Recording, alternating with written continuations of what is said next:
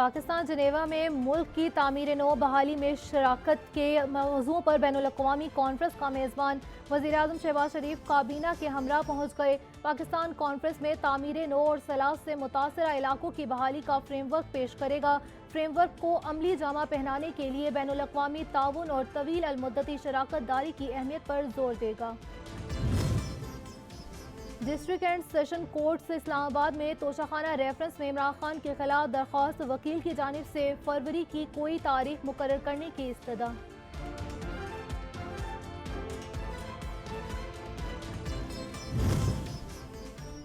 Election commission वजीर खजाना की सेनेट से नाअहली केस का फैसला आज सुनाएगा। इसाकदार को नोटिस भेज दिया। 9 जनवरी को इलेक्शन कमीशन में तलब। फैसला 26 सितंबर 2022 को महफूज किया गया था।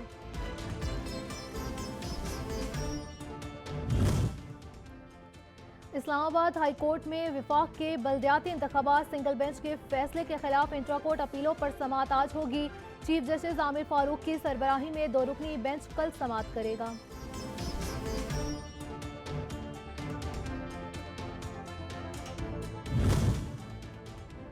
पंजाब असम्बली का हंगामा खेज इजलास आज होगा। वजीर आला के एतमाद के वोट का मुतवक्का।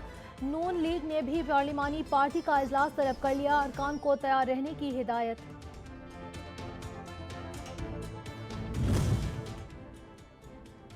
पंजाब फूड अथॉरिटी ने साहिवाल में गंदे अंडे से खुराक की तैयारी नाकाम बना दी। चीचावती में बेकरी पर छापा।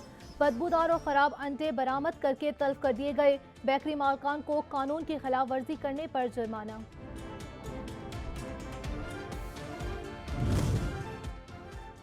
और ANF की मुल्क गिर इंसदादे मुनशियात कार्रवाइयाँ। पेशावर से पंजाब भारी मिकदार में मुनशियात स्मगल करने की कोशिश नाकाम बना दी गई।